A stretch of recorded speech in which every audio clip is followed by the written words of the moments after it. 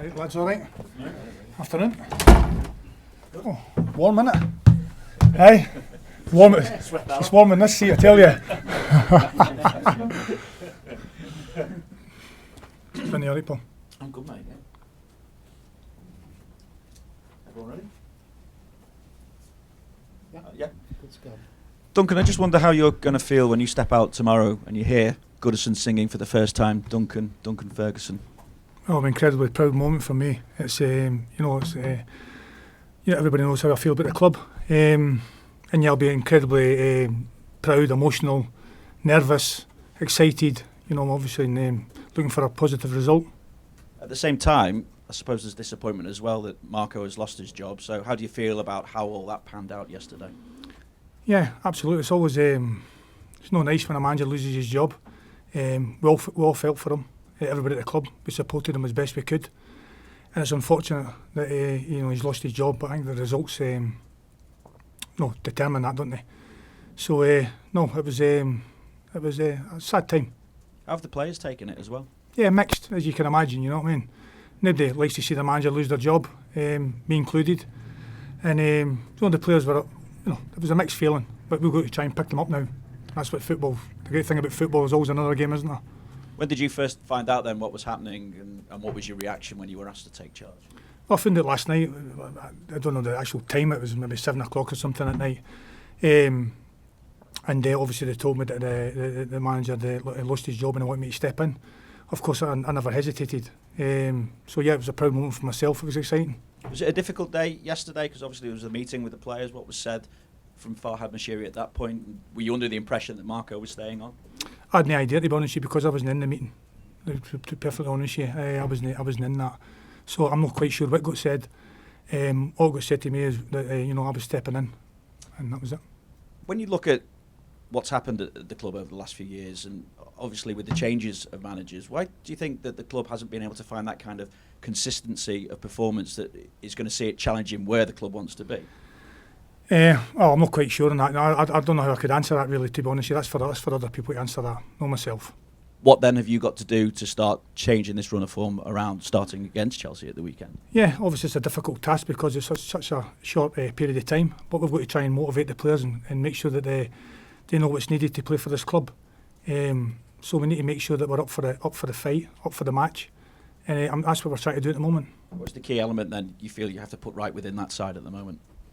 Well, it's confidence, isn't it? I think when you lose, you're losing games and you're getting beat off Liverpool 5-2 and things doesn't help you, does it? So we need to try and make sure that we can get all the players on side, get them in a good frame of mind, and pick them up quickly. Because in football, as I say, there's always another big game coming, isn't there? And there's no bigger than Chelsea at home. So what has your message been to the players?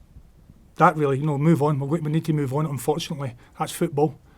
We need to look to the next game, and we're desperate for points, aren't we? So that's really been the message, Move on and let's go for it on Saturday.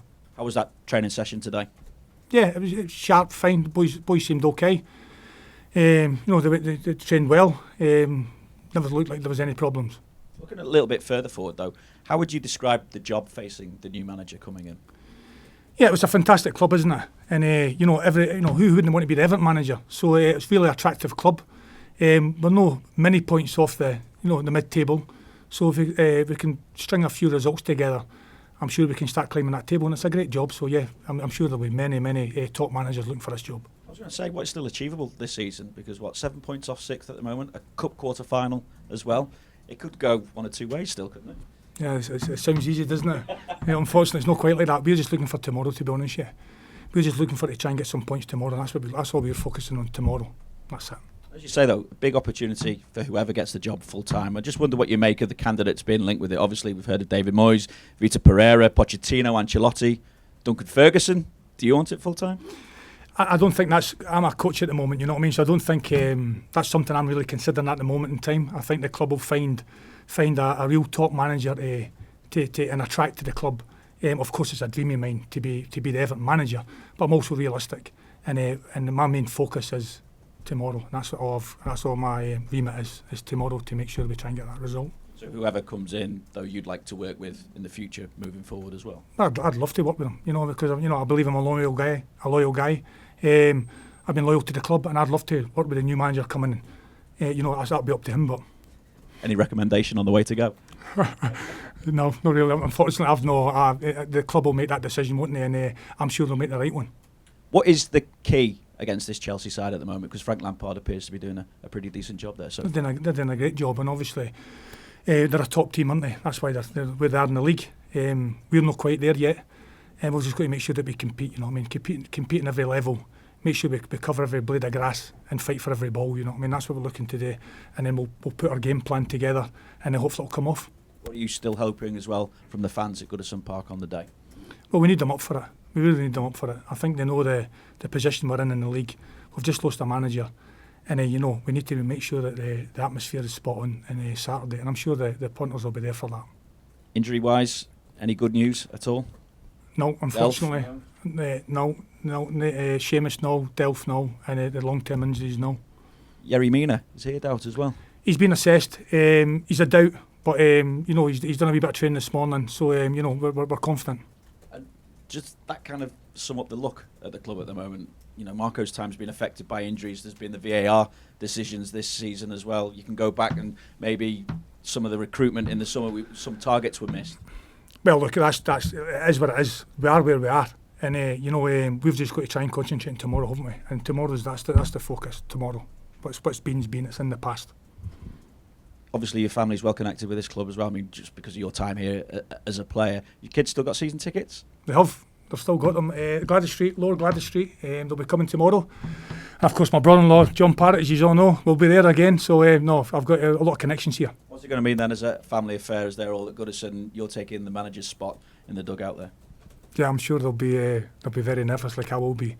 But, of course, it'll be a very proud moment for myself and my family. Do they join in with the Duncan Ferguson chat? Let's hope they're singing tomorrow, eh? Duncan, hi, Sam from the Premier League. You mentioned confidence a few times there. How do you go about instilling that confidence back into the side? I think just sending a positive message, really. I know it's difficult time, but we've got to go in the training ground and make sure everything's positive, you know what I mean, and try and get the players lifted. And of course, we're a good team. You know, we believe we're a good team. We've got good players in that squad. So they've got to believe that as well.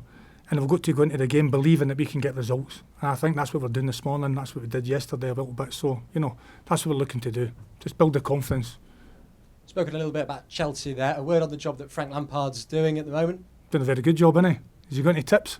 Thank you. Anyone else? Duncan.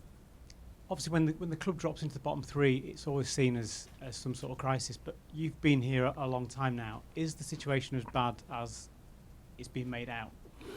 The situation is what it is. I don't know how bad it's getting made out. But of course, we're in the bottom three, aren't we? And there's no hiding for that fact. But we've got plenty of time in the league. There's plenty of time. You know, we've got plenty of games ahead of us. The games come thick and fast, as I said. So, you know, we've just got to crack on and start picking up some points. I'm sure we can climb the table very soon. Okay. We'll do the national newspapers next, please.